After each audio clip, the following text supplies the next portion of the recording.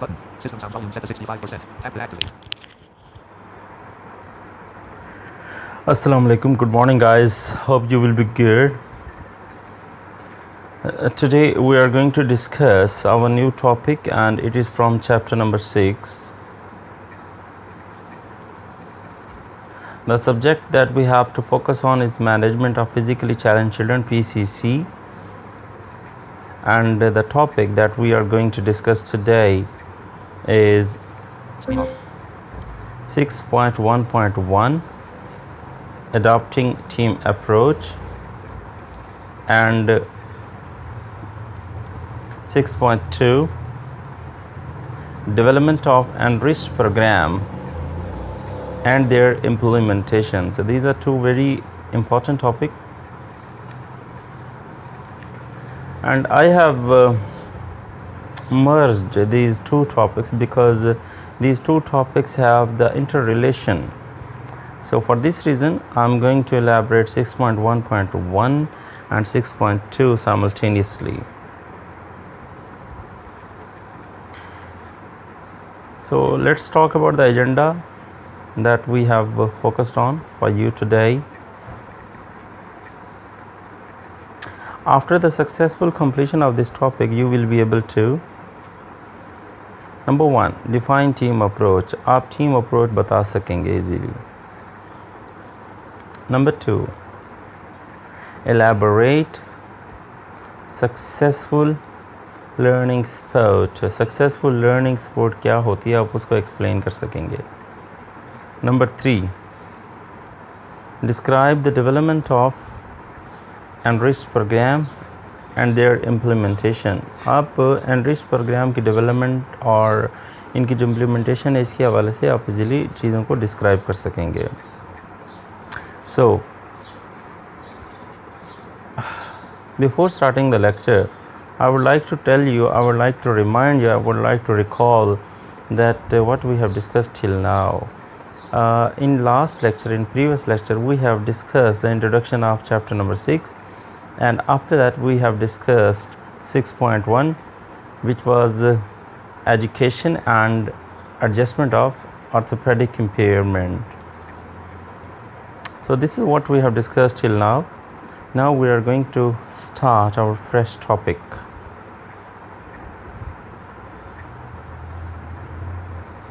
So at first slide you can see the introduction, the heading, learning sport teams,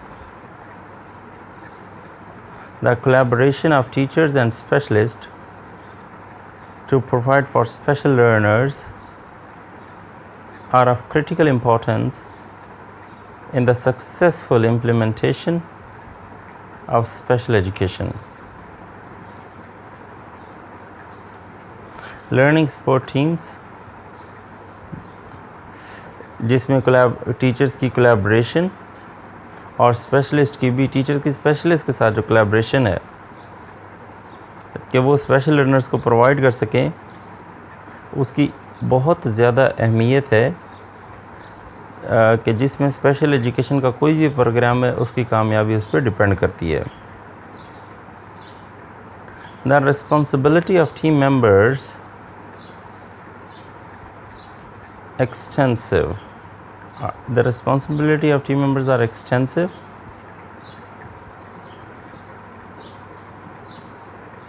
including leadership role in provide ongoing support to students, parents, teachers and school administrators. अब ये जो team members की जो responsibility होती है वो बहुत ज़्यादा क्रिटिकल है. उसमें लीडरशिप का रोल भी निभाना है ताकि जो है ना एक ऐसी सपोर्ट फ्राहम की जाए स्टूडेंट्स को, पेरेंट्स को, टीचर्स को और स्कूल एडमिनिस्ट्रेटर को कि जिससे सबका फ़ायदा हो. यकीनन team members need to be involved in the school admission process. Team member यकीनन स्कूल जो एडमिशन प्रोसेस होता है उसमें भी इन्वॉल्व होते हैं early identification of student needs, student की जो नीड्स की जो अर्ली आइडेंटिफिकेशन होती है उसमें भी इन्वॉल्व होते हैं। गोल सेटिंग में इन्वॉल्व होते हैं। Case management, defining accommodation and modification, remediation, strategy instructions, study skills, differentiated instructions, curriculum mapping, assessment and setting standards for classes, as well as school grading policies.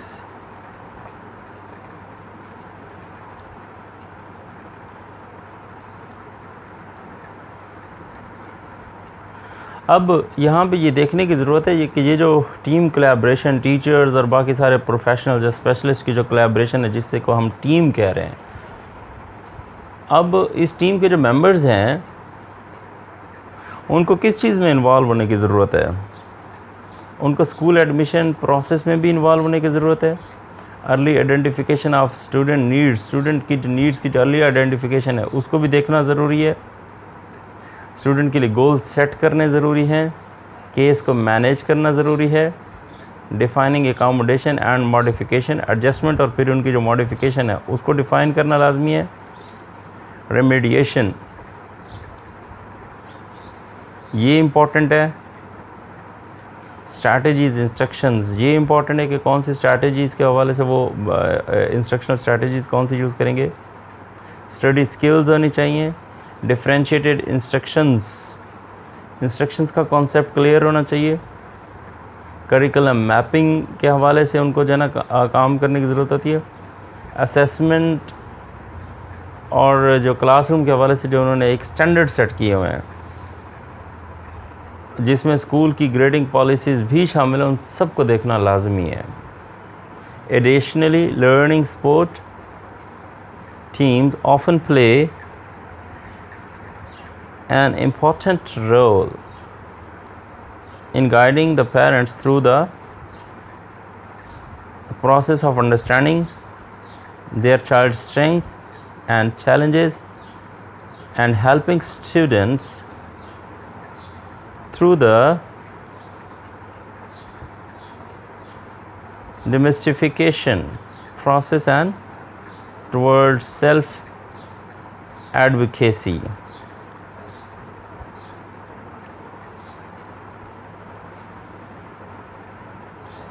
मज़ीद ये जो sport team है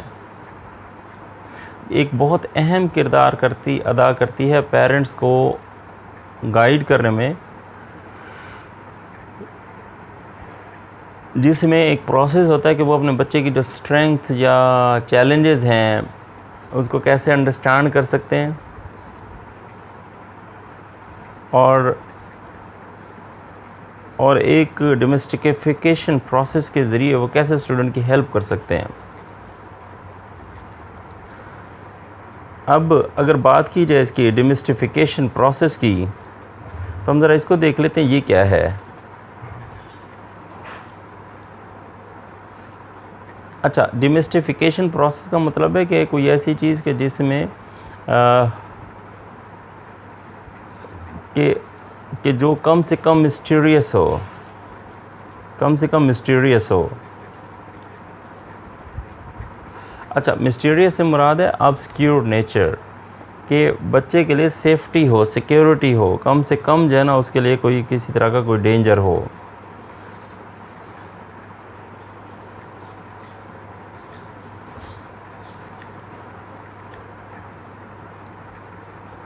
और इसी तरह सेल्फ एडवोकेसी की जानिब बच्चे को गाइड करना है।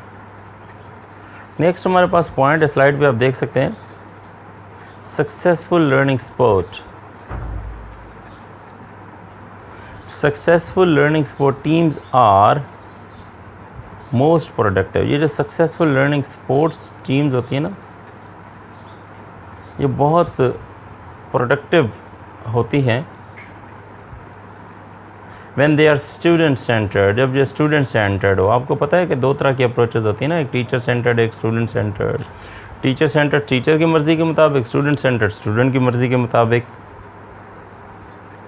फोकस ऑन गोल सेटिंग, जो कि गोल सेटिंग पे फोकस करती हैं,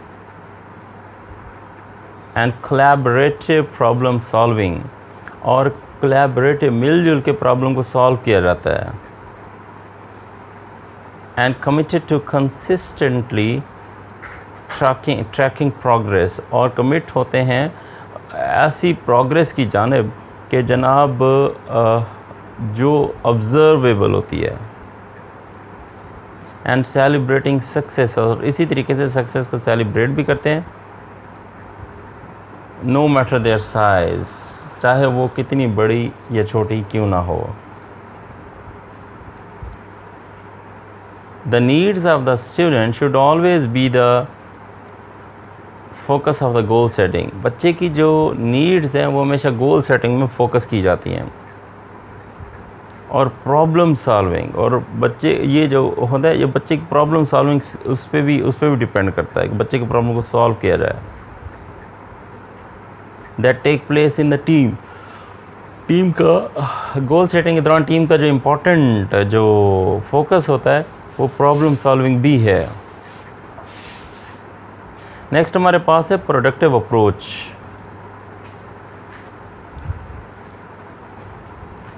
successful learning support teams are most productive, successful learning support team जो है वो मोस्ट प्रोडक्टिव हो जाती है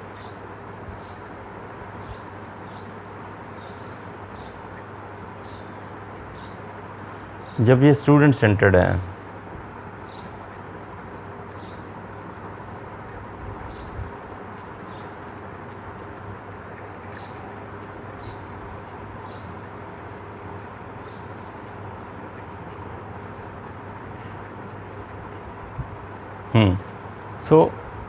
तो ये सक्सेसफुल लर्निंग सपोर्ट जो है बहुत ज़्यादा इस पे फोकस किया जाता है, स्टूडेंट की जो एक अप्रोच होती है उस पर स्टूडेंट सेंटर्ड होती है। ये सारी अप्रोचेस स्टूडेंट सेंटर्ड, इसमें गोल सेट किए जाते हैं।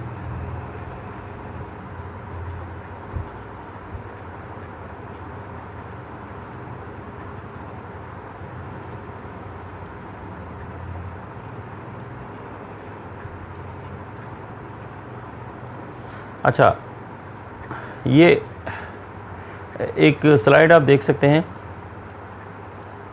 Who are the players on the school learning support team.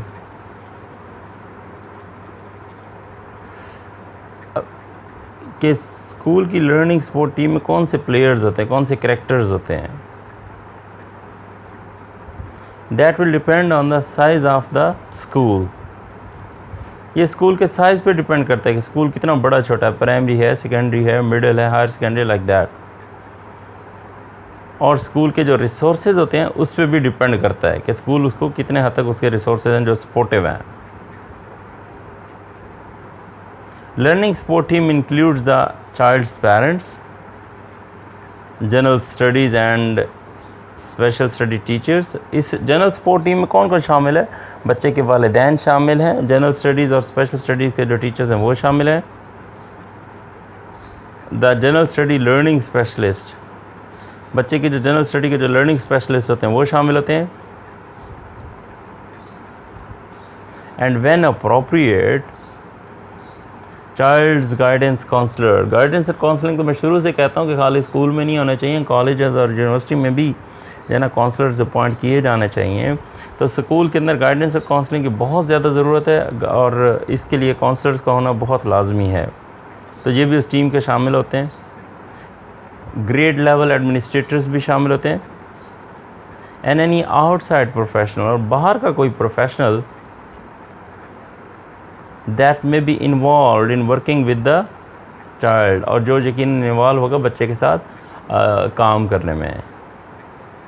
Next हमारे पास पॉइंट है role of private clinicians. Private clinician in the field who develop a relationship with a school can play an important role in goal setting, problem solving, and being involved in a number of the priority areas described earlier. ये जो private clinicians होते हैं जो कि school के साथ relationship develop करते हैं, बहुत अहम किरदार अदा कर सकते हैं। किस चीज़ में? गोल सेटिंग में, किसी भी प्रॉब्लम को सॉल्व करने में, और कुछ उन एरियाज़ में खुद को इन्वॉल्व करने की कोशिश करते हैं जो कि प्रायोरिटी बेस्ड होते हैं। और ये वो एरियाज़ होते हैं जो मैं पहले थोड़ी देर पहले एक्सप्लेन कर चुका हूँ। School will always encounter situation in which the needs students cannot be accommodated within the school or the resources that the school has available are not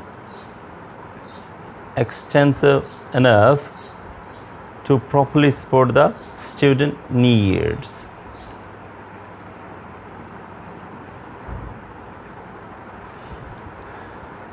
अब ज़रा हम इसको देखते हैं।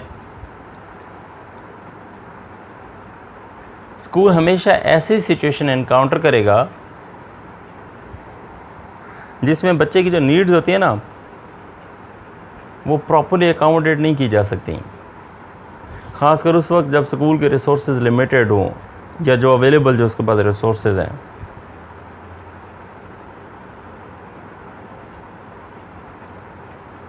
Even in situation like this,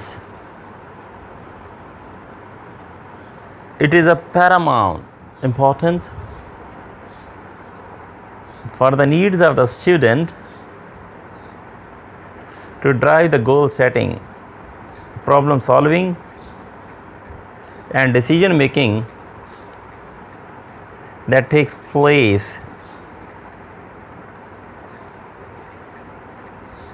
इस तरह की situation में यकीनन इसकी एक बहुत ज़्यादा अहमियत है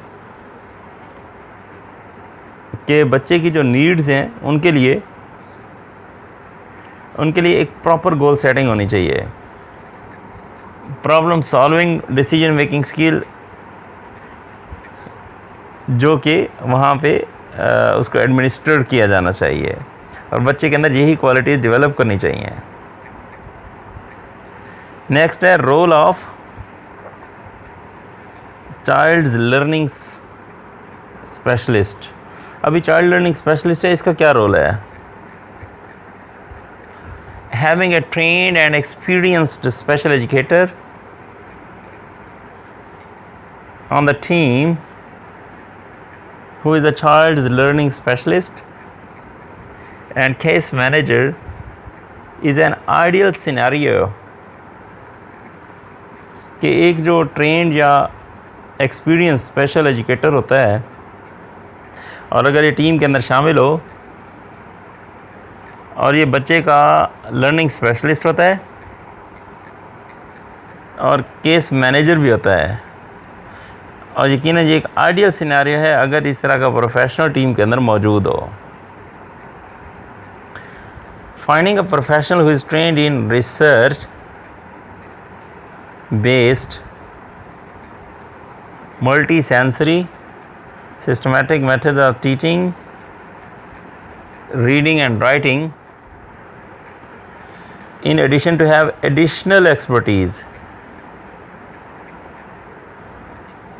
in case management, professional development and working with parents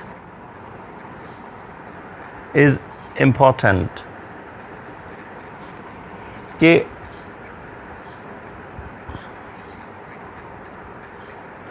ऐसा प्रोफेशनल जो रिसर्च में मुकम्मल ट्रेंड होता है और यकीनन ये एक आइडियल होगा।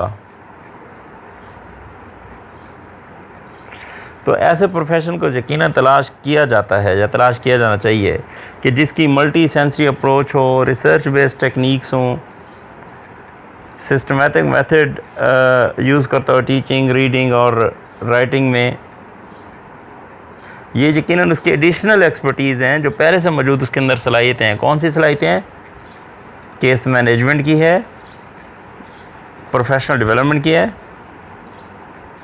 और वालिदैन के साथ काम करना यकीनन एक बहुत बड़ी इसमें एक वो रैशनल अप्रोच है, ये भी बहुत ज़्यादा अहम है।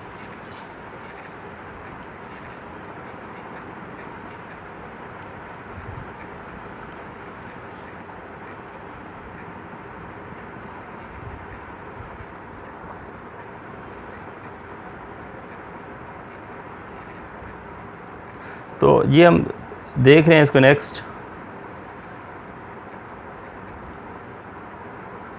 कि ये staff of learning specialist play a central role in not only leading the team but in communicating information and designing and providing support to many students, teachers and parents। कि ये जो लर्निंग स्पेशलिस्ट का जो staff होता है ये main किरदार यही लोग अदा करते हैं। वो ना सिर्फ टीम को लीड करते हैं बल्कि इंफॉर्मेशन भी कम्युनिकेट करते हैं और डिज़ाइन भी करते हैं और फिर सपोर्ट प्रोवाइड भी करते हैं कई स्टूडेंट्स को, टीचर्स को और पेरेंट्स को। नेक्स्ट हमारे पास पॉइंट है school commitment. When school make the decisions to invest in a strong learning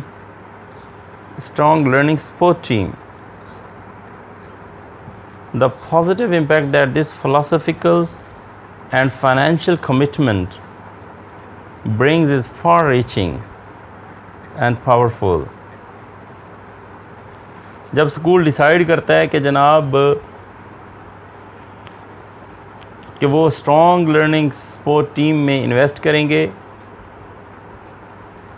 इस फिलॉसफिकल और फाइनेंशियल कमिटमेंट का एक पॉजिटिव इम्पैक्ट होता है जो कि इसको पावरफुल वे में सामने लेके आते हैं। तो ये नेक्स्ट हम देखते हैं जी, हमारे पास आप देखेंगे ज़रा ये स्लाइड पे, whether a school has a one learning specialist or a more extensive team of educational support or services, staff like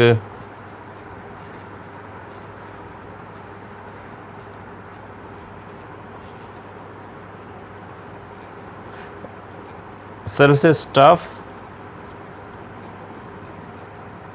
it is critical that a large part of the role of the learning specialist is to work with both general studies and special classroom teachers to help support them in meeting the needs of each and every one of the students in their classroom।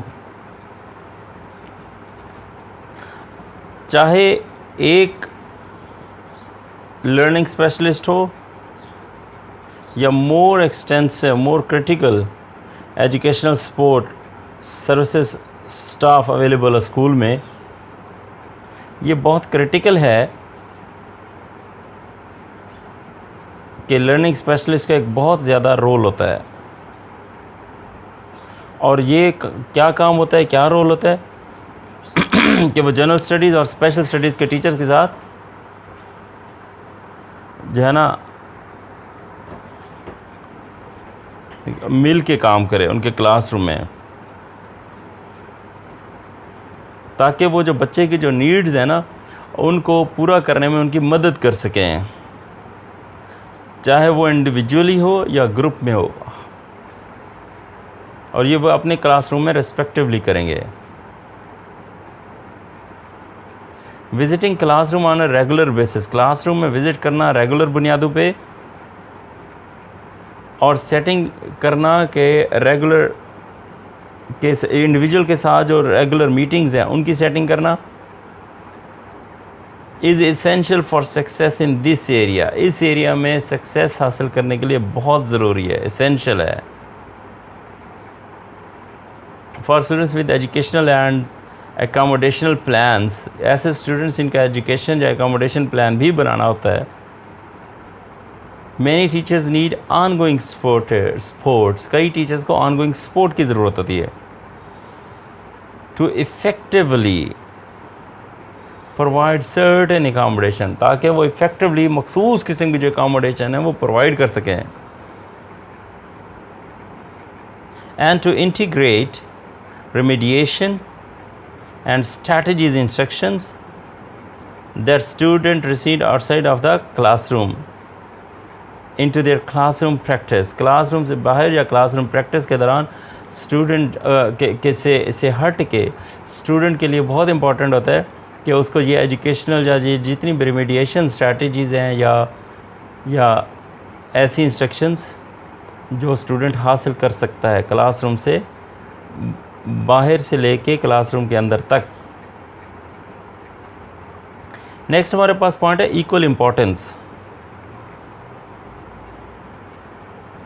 Of equal importance is working with teachers to incorporate differentiated instructions into their classrooms, ensuring they are meeting the educational needs of the school strongest students while supporting our leaders to reach towards the same standard of instructions।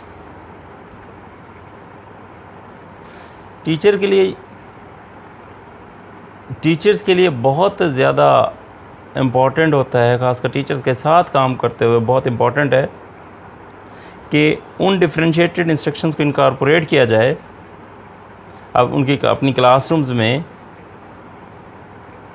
कि ये जो instructions हैं ये बच्चे की जो educational needs हैं उनको इंश्योर करती हैं या कर रही हैं। और ये दोनों तरह के स्टूडेंट्स के होते हैं, चाहे वो स्कूल का स्ट्रॉन्गेस्ट लड़का है या स्टूडेंट है या कोई वीक या कोई ऐसा कि जिसके लिए मतलब दोनों तरह हर तरह के इंस्ट्रक्शन हर बच्चे के लिए इम्पोर्टेंस है, इक्वल होनी चाहिए। The learning specialist can collaborate with those involved in professionals development to either lead schools while training in differentiated instructions, to play a supporting role with individual teachers that they work with।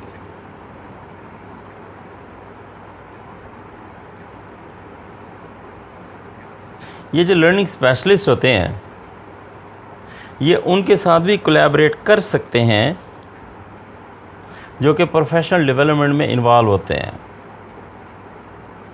ताकि वह school को lead कर सकें, जिसमें differentiated instructions की training शामिल है और यकीनन एक ऐसा रोल सपोर्टिंग रोल परफॉर्म कर सकते हैं इंडिविजुअल टीचर्स के साथ जिनके साथ वो काम करते हैं। नेक्स्ट आप पॉइंट देख सकते हैं collaboration of learning support teams. Learning support team की कोलैबोरेशन क्या है इसके वाले से हम बात करेंगे। Just as every school has a wide spectrum, spectrum कहते हैं रेंज को, जिस तरह हर स्कूल का एक जो है ना वाइड रेंज होती है, स्कूल के पास मुख्तलिफ लर्नर्स की एक मुख्तलिफ तरह के स्पेक्ट्रम जो रेंज होती है। Learning support team work with wide spectrum of the families and need to differentiate the goals and need to differentiate the role they play in supporting and guiding the parents, depending on where each parent falls on the continuum। Teachers चूँकि limited होते हैं, ये जो learning support team होती है इसका जो spectrum है वो बड़ा ब्रॉडर है। ये वालिदैन के साथ भी मिल के काम करती हैं, जिसमें फैमिलीज़ हैं और उनके साथ अपना वो एक बहुत अहम रोल प्ले करते हैं जिसमें वो पेरेंट्स को गाइड भी करते हैं और सपोर्ट भी करते हैं। और ये इस तरह सपोर्ट करते हैं कि ये देखते हैं कि पेरेंट्स कौन सी इस लिमिटेशंस के अंदर, इस बाउंड्री के अंदर पेरेंट्स कहाँ पे ठहरे हुए हैं। इन सम incidences team meetings will be the first time that learning or social challenges are called to a parent's attentions कि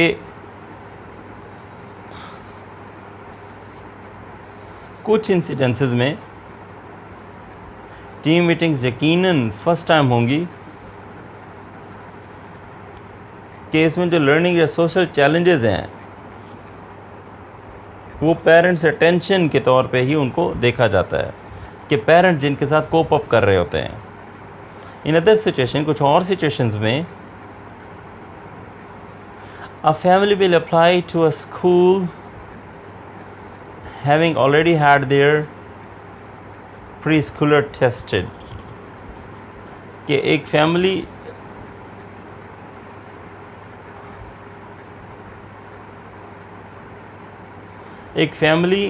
का जो प्री स्कूल का जो बच्चा है वो ऑलरेडी उसको जो है ना वो देख चुके हैं, और यकीनन उस स्कूल में फैमिली वो अप्लाई करेगी जिसमें उनका जो प्री स्कूलिंग का जो बच्चा है वो उसमें ऑलरेडी उसको जो है ना वो यकीनन वो बच्चे के लिए अप्लाई करते हैं। और ये जो प्री स्कूलर होता है उसको स्पीच थेरापिस्ट या ऑक्यूपेशनल थेरापिस्ट की ज़रूरत है। तो यकीनन फैमिली इस तरह के स्कूल में जाना पसंद करेगी, अपने बच्चे के लिए अप्लाई करना पसंद करेगी। And participated in a social skill group, और बच्चा जो है यकीनन एक सोशल स्किल ग्रुप जो कि इस स्कूल में प्रोवाइड हो वो इसी तरह के स्कूल में ही अप्लाई करना पसंद करेंगे। तो ये एक सिचुएशन होती है। तो कंक्लूजन की बात करते हैं, इस टॉपिक 6.1.1 के कंक्लूजन के हवाले से बात करते हैं। तो डिस्कशन के लास्ट पार्ट में school increasing needs to be aware of a growing range of a conditions and challenges. School needs जो है उनको अवेयर होना चाहिए कि ग्रोइंग के कंडीशंस और चैलेंजेस क्या हैं बढ़ते हुए, that student confirm, the student जिनको फेस करते हैं। These challenge presents school leaders with numerous consideration। ये जो challenges होते हैं स्कूल लीडर्स को कंसीडर करते हैं, स्कूल लीडर इसी की बेस पे कंसीडर होते हैं जिसमें कई तरह की कंडीशंस होती हैं एट वेरियस लेवल्स, मुख्तलिफ लेवल में, जिसमें फंडिंग भी शामिल है, एडमिशन्स भी हैं, स्टाफिंग भी है, करिकुलम भी है, हेल्थ केयर भी है और काफ़ी ज़्यादा चीज़ें शामिल हैं। This pioneering issue serves as a road map. ये जो पायनियर इशू है ये बतौर रोड मैप के सर्व करता है उन लीडर्स के लिए, for the leaders as they navigate this complex terrain।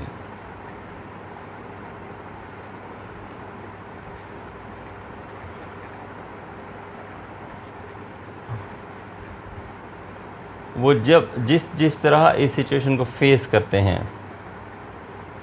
Complex terrain से मुराद है कि एक ऐसा इलाका कि जिसमें कॉम्प्लेक्सिटी ज़्यादा हो, तो यकीनन जो बंदा जिस तरह फेस करेगा उसके अकॉर्डिंग उसने फिर डिसाइड करना है। तो ये थोड़ी देर पहले मैंने जितने भी इश्यूज़ बताए ये सारे उसमें शामिल हैं।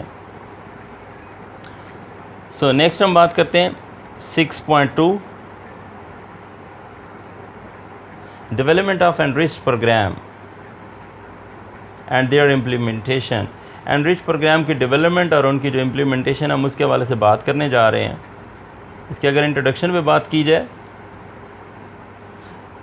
Children with orthopaedic impairment can do well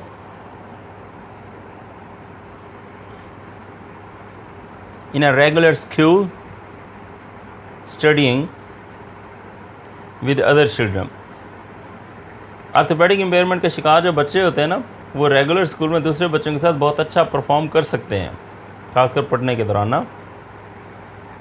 However, an orthotic disabilities requires special education classroom with a little adaptation. कि जो ऑर्थोटिक डिसेबिलिटीज़ होती है उसको स्पेशल एजुकेशन क्लासरूम की ज़रूरत होती है, और उस क्लासरूम में भी उसके लिए एक छोटी सी एडाप्टेशन होनी चाहिए और प्रिपरेशन होनी चाहिए. Children with orthopedic impairments face many challenges on a daily basis. Daily basis पे ये जो ऑर्थोपेडिक इम्पेयरमेंट का शिकार जो बच्चे होते हैं बहुत ज़्यादा प्रॉब्लम या चैलेंजेस फेस करते हैं.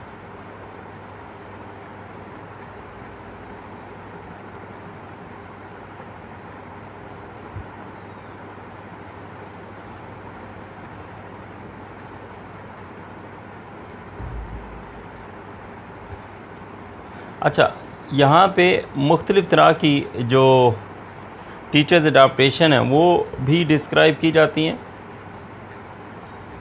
जो कि टीचर्स अकॉम्प्लिश कर सकते हैं इन द क्लासरूम में, ताकि जो ऑर्थोपेडिक इम्पेयरमेंट का जो शिकार जो बच्चा है, in order to help the child with orthopaedic impairment, ताकि उस बच्चे को हेल्प की जा सके, सपोर्ट की जा सके. To learn and participate in the class, ताकि क्लास में वो लर्न भी कर सके और पार्टिसिपेट भी करे. नेक्स्ट हमारे पास पॉइंट है accessibility and classroom layout. Accessibility या क्लासरूम लेआउट इसका क्या होगा? When you are expecting a child with orthopedic impairment in the class, जब आप तवक्को करते हैं कि क्लास में कोई ऐसा बच्चा है जो ऑर्थोपेडिक इम्पेयरमेंट का शिकार है,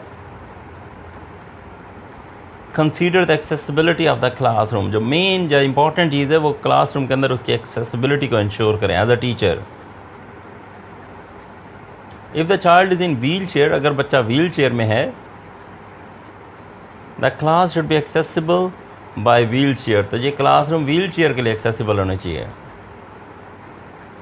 check if the flooring is adequate for the child's need. अगर उसका जो फर्श है वो बच्चे की चाइल्ड नीड्स के हवाले से एडिक्वेट है, काफ़ी है, then this would be best. Check door width, उस दरवाजे की चौड़ाई चेक करें. स्टेयर्स एंड थ्रेशोल्ड, सीढ़ियों को देखें, थ्रेशोल्ड देखें. एंड द डोर नॉब्स, और दरवाजे के नॉब्स को भी देखें कि क्या वो उस बच्चे के लिए एक्सेसिबल हैं. Toilet accessibility is another issue. अब बच्चा क्लासरूम तक आता है, फिर टॉयलेट की एक्सेसिबिलिटी बच्चे के लिए बहुत ज़्यादा इशू होता है. That needs to be considered, इसको कंसीडर करने की ज़रूरत होती है. If your classroom is not suitable, अगर आपका क्लासरूम सूटेबल नहीं है, you will consider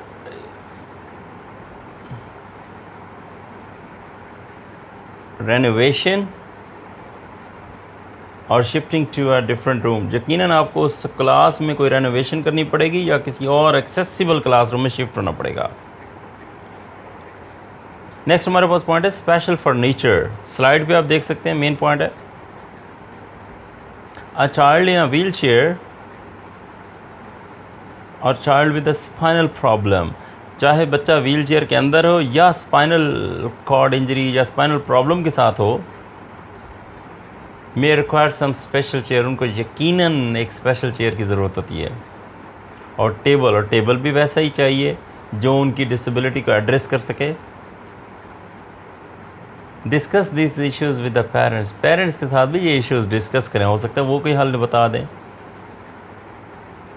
if the child is finding it difficult to sit on the regular classroom chair, अगर बच्चा रेगुलर क्लासरूम चेयर पे बैठने में मुश्किल महसूस करता है, it will be worth considering getting a special chair for him for the classroom. तो ये बहुत बेहतर ऑप्शन होगा कि उसकी क्लासरूम के लिए आप उससे बेहतर या बहुत अच्छी कोई चेयर परचेज़ करें या लेके आएँ।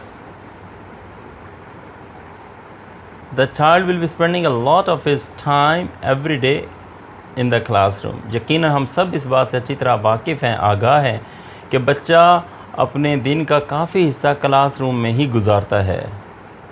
मोरोवर मज़ीद ये, if child is not seated comfortably, अगर बच्चा कंफर्टेबल नहीं है क्लासरूम में बैठा हुआ,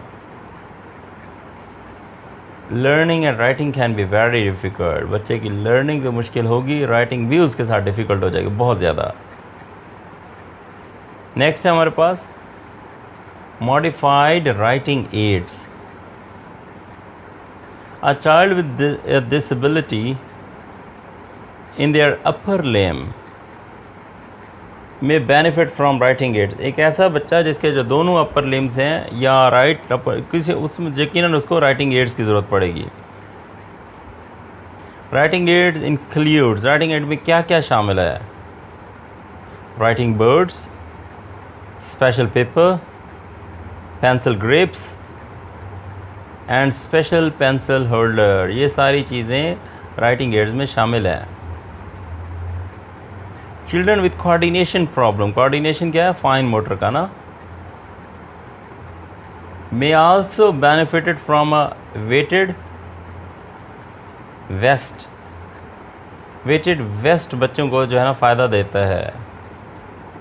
as a teacher you can help by emphasising on learning the concept and giving the child a little extra time to write। बच्चे को राइटिंग के लिए एक्स्ट्रा टाइम देना बहुत ज़रूरी है और बच्चे के कॉन्सेप्ट क्लियर करना यकीनन एक स्पेशल एजुकेटर की बुनियादी फंडामेंटल एक जो है ना उसकी कॉन्सेप्ट क्लैरिफिकेशन बहुत इंपॉर्टेंट है। नेक्स्ट हमारे पास पॉइंट है modified lesson plans and classroom activities. कि मॉडिफाइड लेसन प्लान या क्लासरूम एक्टिविटीज़ में क्या होता है? Having a child with physical challenge in the classroom will require some modifications in the lesson plans. कि लेसन प्लान्स के अंदर यकीनन एक मॉडिफिकेशन की ज़रूरत होती है जब आपके पास क्लास में स्पेशल बच्चा होता है। Plan activities in such a way that all children including the child with orthopedic impairment can participate। कुछ इस तरह का लेसन प्लान करें कि तमाम बच्चों के साथ जो ऑर्थोपेडिक इम्पेयरमेंट का शिकार जो बच्चा है वो भी उसमें पार्टिसिपेट कर सकता हो। This can be done by adapting the materials you provide. ये हो सकता है अगर आप उस मटेरियल को मॉडिफाई करें, असाइनिंग अ हेल्पर, एक हेल्पर असाइन करें, और along a task that they will be able to do independently. और कोई ऐसा काम दें कि जो वो बच्चा orthopaedic student with orthopaedic impairment अकेला कर सकता हो, इंडिपेंडेंटली कर सकता, किसी पर डिपेंड होकर ना करता हो।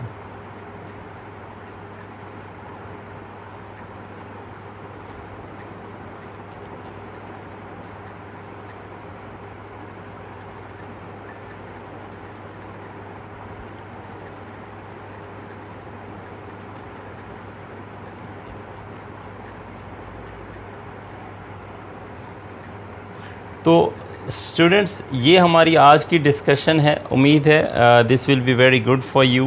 आपकी एक अच्छी अंडरस्टैंडिंग हुई होगी, तो इसको ज़रा अंडरस्टैंड करेंगे। And if you have any question you may ask any time. Thank you very much.